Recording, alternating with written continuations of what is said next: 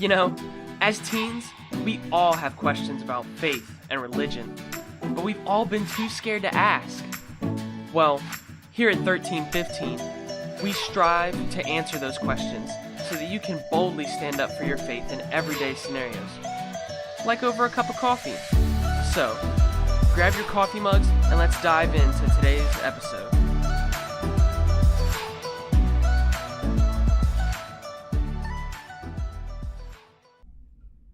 Welcome back to another episode of 1315. I'm Caleb Eckerd, and I'm joined by Allen Crostic today, who is from a reasonable faith and based out of Richmond. That's correct, right? That's right. Okay, awesome. So, Allen, actually for today, you get to be the first guinea pig of our new little segment that we're going to do today. So, this new little segment is called the Quick Sip, based around our coffee theme. All right. So basically what the Quick Sip is just a basic 5 questions, just a fun kind of get to know you, just so that people tuning in can kind of get a better idea of who you are, what you do, where you come from. All right. That sort of deal. So number 1, how would you rate the past week on a scale of meh to mind-blowing? Oh, that's putting on 2 extremes. Well, it hasn't been meh. Okay. Definitely hasn't been mind-blowing. I'd say it's been fair. It's been a fair week. Fair week. Okay. Nothing out of the ordinary has happened, but it's, things are going well. Good week at work, and I really can't complain. Okay. Good. Yeah. What did you have before coming to record here today? Well, this is getting really personal. It escalated quickly, didn't it? Yeah. So I this is going to sound kind of like an unconventional meal. I had a chicken breast, Cheerios, and a mango blueberry cherry smoothie. Oh my! Yeah. What kind of Cheerios? Just the regular Cheerios. Regular straight up Cheerios. Just regular straight up. Oh my! Milk or just Cheerios? Almond milk. Almond milk. Wow. Milk. Okay. Wow. I had someone ask me one time how they got to almonds, how they milk all those almonds. I'd like to know that myself. How many almonds you have to milk? Yeah, I'd like to know that. So, third question is, what's your favorite time of day? I've essentially given you 4 choices, but in case none of these fit your fancy. My favorite time of day, and I hate saying this, but it's probably late at night. Mm-hmm. That's usually when I get most of my projects done. Yeah. Even all throughout school, mm-hmm. everything would happen late at night, but I would do my best work at night. Yeah. So I'm one of those burning the midnight oil type of guys. So, yeah, I guess that would be it. I used to really be a morning person, and which I still am. I still love the morning, and I still like enjoying getting up and starting going, but I've gotten awful. I'm not nearly as good at waking up anymore. I don't know what it is with me. So I've had to shift more towards the back end of the day. I'm with you. So that's kind of, I enjoy it. It's nice to when I'm at the house and it's quiet downstairs and I can get my work done and I don't have to, worry about anybody else but myself. Yep. So which book have you finished reading most recently or are currently reading? That's a good question. The book that I'm currently reading is a book by Michael Heiser called The Unseen Realm. Mm-hmm. I highly recommend that. That's a fantastic book so far. So basically what he's showing is, this is going to sound kind of bizarre at first glance, but he talks about there's places in the Bible, and specifically in Isaiah, where a divine council is mentioned. And through older commentaries, people will say, well, this is referring to, elders or what have you. But the context makes it clear that's not what he's talking about. He's talking about, when he talks about the sons of God, it's talking about the heavenly host. And it's just a wild book. I highly recommend it. He goes into some things that you're just like, wow, this is I can't believe I never noticed this before. And it's not unique to him. This is stuff that's been going on in academia for a while, and it's passed peer review by both critical and confessional scholars. So that's a nice little plug for Heiser's book. So sweet. Yep. So which book? This is the last question we'll wrap up with. Or I guess get started with, so to speak. Sure. Which book, other than the Bible, has impacted your life the most? Well, there are two that I can think of. Okay, I'll give you two then. So for years, since I want to say right around 1998, Okay.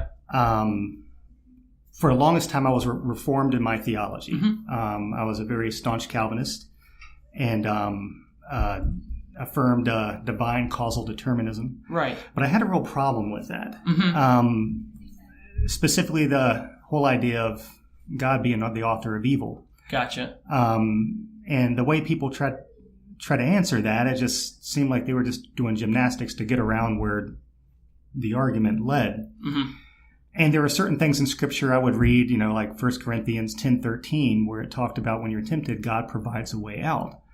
Well, if God causally determines everything that everyone will do such that they could not do otherwise, in what sense does that passage make any sense? I mean, how does that passage make any sense? How does he provide a way out if he's causally determining everything you do? Right. So that's just one example. But a book that I really enjoyed reading was Kenneth Keithley, Salvation and Sovereignty, a Molinist Perspective.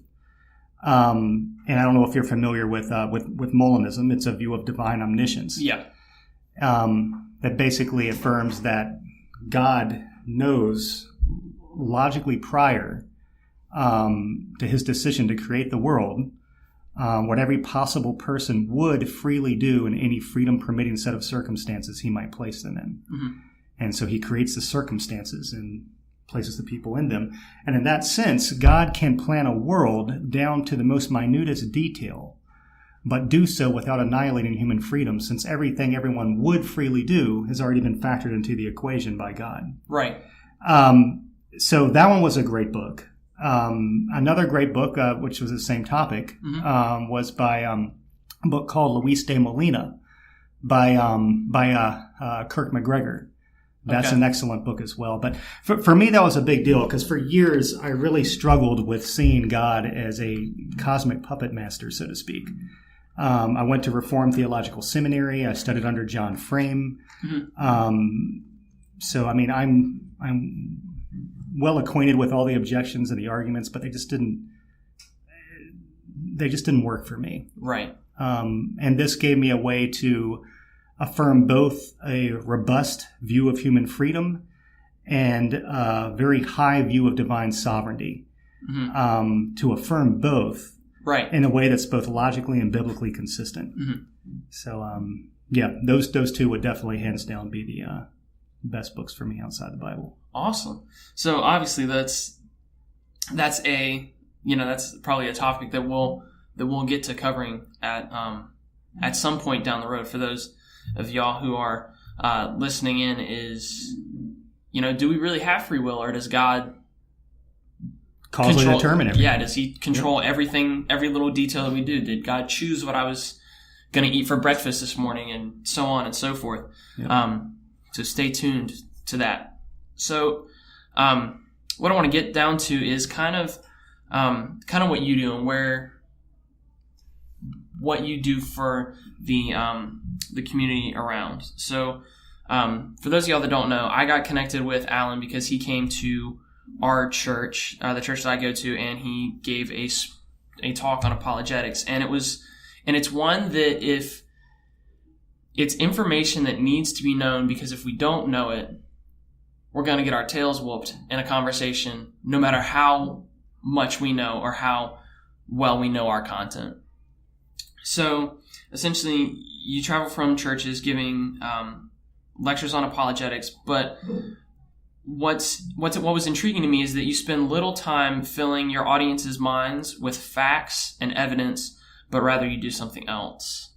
Yeah, so the talk that I gave at your church was based largely on Greg Kokel's material, Tactics. Right. If anybody's familiar with Kokel, I highly recommend his material. But I do teach apologetics as well. So like this September, I'll be kicking that off again and going through classes teaching about the argument from contingency, the Kalam cosmological argument, moral argument, fine-tuning argument, ontological argument, all the main ones. Right. But what I find is that often when people are in the context of a conversation, they're not quite sure how to unpack that in such a way where it flows. Right. And so that's kind of what I was teaching you guys on, I think it was July 8th, on that Sunday night, was how to navigate in conversations so that you stay in control in a good way. Right. So that you're in the driver's seat, even if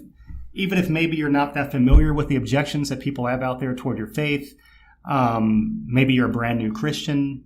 Maybe you're limited in your knowledge, but either way, as long as you know how to navigate these conversations, that alone will help a lot, and it will help in your responses as well. Right.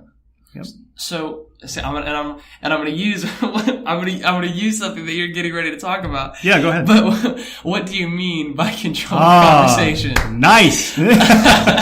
I was thinking about this. He was listening during my talk. I know. I was thinking about the follow-up question. And I was like, oh man. I was like, here we go. Yeah. So what do you mean by control a conversation? Because I think to a lot of people listening, they're like, ooh, I don't want to be. Because we've all experienced that person that controls, quote unquote, controls the conversation. Right. And some of them are total jerks, for lack of a better word. Yeah. Well, what it comes down to, and I'll just kind of mimic what Kokel talks about in his book. The book is called Tactics, but the queen mother of all tactics is what he calls the Columbo tactic. And if you've ever seen the television show Columbo, it was a show that was before my time. It was in the 70s. Way before my time. Probably before a lot of y'all's time. So, and that's all right. The illustration still works until we can find a better illustration, which I'm sure there's one out there. I'm sure. But anyway, he was a brilliant detective that had a very clever way of catching the crooks. So if you ever to look at Columbo, he doesn't look like a very impressive figure. Right. I mean, he would arrive on the crime scene in complete disarray, hair disheveled. Just looks like he really couldn't keep it together. And you might think, as Kokel has said, this guy couldn't think his way out of a wet paper bag. You might think he's stupid, but if he is, he's stupid like a fox, because he has one simple plan that accounts for his remarkable success. And that is that he asks a lot of questions. Right. And he'll turn to a suspect and he'll say something like, I'm sorry, I know I'm making a pest out of myself. It's because I keep asking all these questions, but I tell you, I can't help it. It's a habit. And it's a habit that all of us need to get into. Right. So there are three basic questions to the Columbo tactic. Basically what the Columbo tactic is, in a nutshell, is never make a statement, at least at first, when a question will do the job. Right. And this is great because questions give you all sorts of advantages that simply making statements don't. One, it puts the ball in their court. Right. Because if you're asking the questions, that's they're the ones that are answering. Two, it helps you uncover valuable information. It helps you know what they think. So you want to understand them so you don't misinterpret them. It helps you escape the charge, hey, you're twisting my words. Right. And it helps you stay in control because once you've learned how to guide the conversation, you've learned how to control it. Mm-hmm. And even in sales classes, they've said this for years. They've said, things like he who asks the questions is he who controls the conversation. Right. And that's absolutely true. So there are three basic ways to use Columbo, and each one is launched by a different type of question. One is to gather information, which is essentially what you ask by saying, what do you mean by that?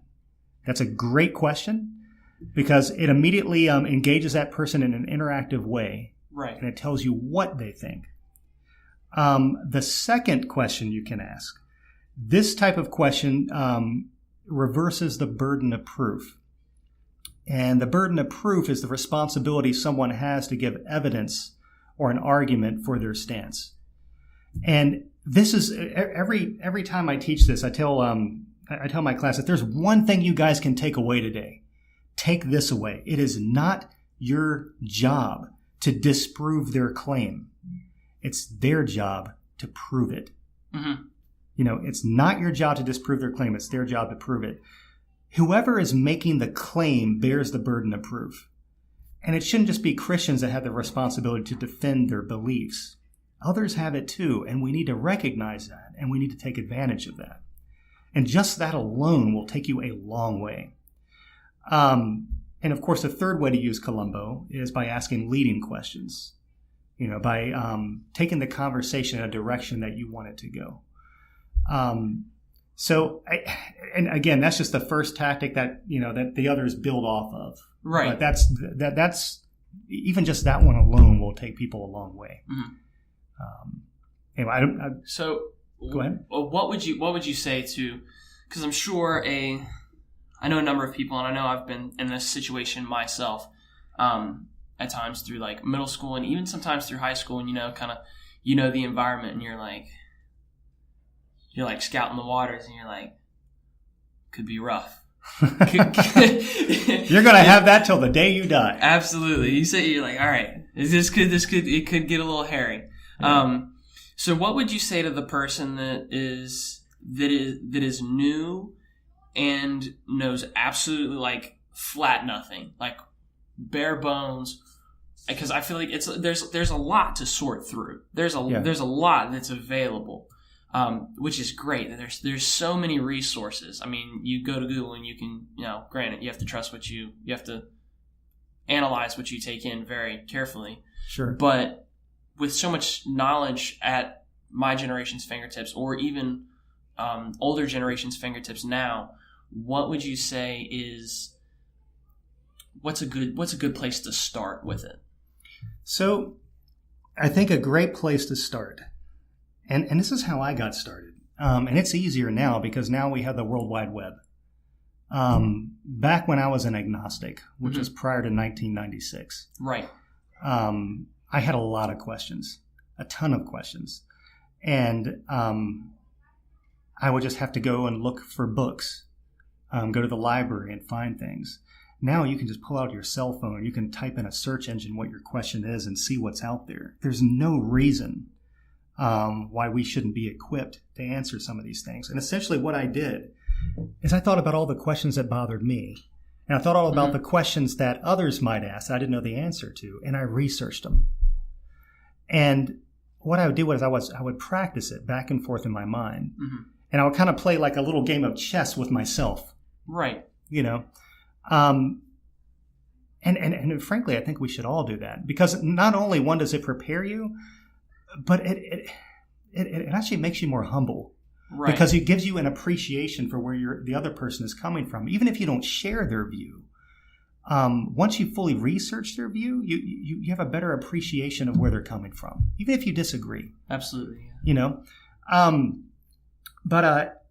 One thing I tell people, like even when in the class I gave you guys, at the very end, I did a little exercise where I gave you guys a minute and you had to persuade somebody to do something, whether that's persuade them to that they needed the pen you were holding or some sort of service you could provide or something.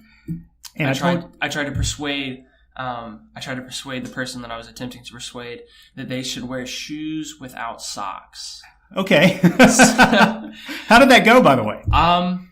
It went surprisingly well. I didn't ask too terribly many questions. Well, okay. But I got a lot of laughs, so. Well, but anyway, for those in the audience, what I did is I told them, I broke them into teams. One person had to be person A, one person B. And for whoever person B was, they were the ones that were being persuaded. Person A's were the persuaders. And then I had person A close their eyes. And on the next slide, I had person B read the instructions, which said, count how many questions person A asked you. And this is after a whole hour of talking about the importance of asking questions. And for many people, they didn't ask a question at all. And the reason for that is because when we're under pressure, we go right back to our default mode. So that's why it's so important to practice. One of the things I told people that night in the class I taught you guys was, if you don't practice this is a waste of time. You're better off just doing something else tonight. Right. Because if you don't practice it, it's not going to be ingrained in you. So I think that's a great thing to do. I mean, nowadays, even if you're driving down the road and you kind of want to practice it, these days everyone has Bluetooth hooked up in their car, so you're not going to look like a crazy person. If someone pulls up next to you, you look like you're talking to yourself. They'll think you're on the phone. But just little things like that. And And when you get in conversations and you find that you're stumped, that's okay. That's a learning experience. One of the things that Kokol says in his book, he says, when someone's like that, say, excuse me, this is all new to me. Do you mind slowing down and kind of explaining this to me more carefully? This is really interesting. I'd like to really understand where you're coming from.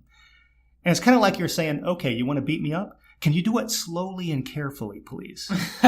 Right? Right. And then go back and research it. Mm-hmm. And the next time you're ready. Right. But so many of us are afraid to do that because so many of us, when we think evangelism, we think we're taking the initiative. And I'm not saying that taking the initiative is a bad thing. Right. If you're confident for doing that, great. But you'll notice every single scenario that I talked about in my class, the other person is bringing up the points. Yes. And that's one of the things I try to get people to understand. Evangelism isn't just about you going on the initiative. These conversations are going to arise whether you initiate them or not. And if they're going to arise one way or the other, wouldn't you like to know what to say? Mm-hmm. You know? I think the biggest thing is that too often we see this as like as an event, right? Yeah. Like for some reason, as Christians, we have, or at least in my generation, or personally, I'd say we have put the idea on the gospel that, man, when it happens, or when it comes to defending my faith, it is like an event. Like it is prime time pay-per-view MMA, and it is like it's on, and I need to get this. I need to win this match. And yeah. I think the biggest thing that I want for people to take away is that it's not. No. It's not a match. No. It's a conversation. Is Yeah. all it is. Yep. Because if it's a fight, or if it's if it's pay-per-view, yeah. it's not going to end well. And if you're looking at it as a fight, it's almost over before it even begins. Mm-hmm. Because it's just going to make that other person put their defenses up. Mm-hmm. They're not going to listen to you. I mean, we all know when we've been in a conversation and the other person is out to get us, out to win, you're not, come on, really? Yeah. You really think that's going to go anywhere? Now, I will say this. I think a big part of it is a lot of us think that when we do share our faith, we almost feel like we should see the results like that. Right.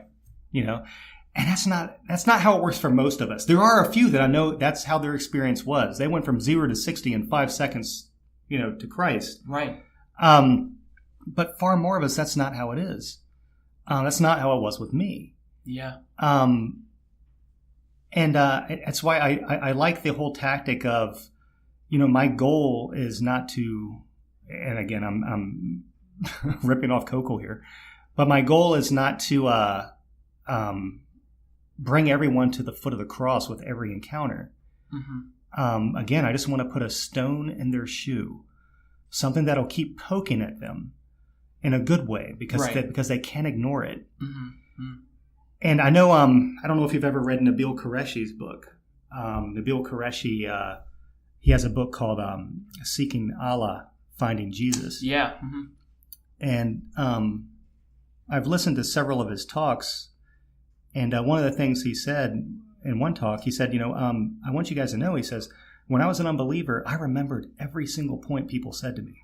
Just because I didn't convert right then doesn't mean that it wasn't in my head and I wasn't chewing on it. Right. And so that's what we have to understand. And I like the analogy of tennis versus baseball. A lot of us think evangelism is like tennis, but it's not. It's more like baseball.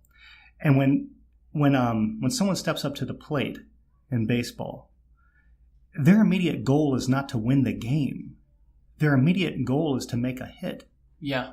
And if they connect, then they might be able to get on first, or they might be able to get someone else home. But their immediate goal is not to win the entire game at that moment. They realize that's a team, an extended effort over time. That's a team effort. And we need to understand that evangelism is a lot like that. It's a team effort. The church corporately together, it's a team effort we have. We just do our own part. Far more of us are gardeners rather than harvesters, so to speak. Right. And that's okay. Yeah. I think about there's a great book that's out there. It's a super easy read. It's called I Once Was Lost, and I have no idea who it's by, but it talks about how there are multiple stages to before a person ultimately gives their life to Christ. It's not so when you meet a person, you don't know whether they could be at phase 1 or like comfort level 1, or they could be at a 4 getting ready to be a 5 and then give their life to Christ. So it's yes, there you go. Look at that. It's by Don Everts and Doug Schwab, if that's how it's pronounced. I'll have to check that out. I haven't heard of that one. Yeah. Cool. It's a great book.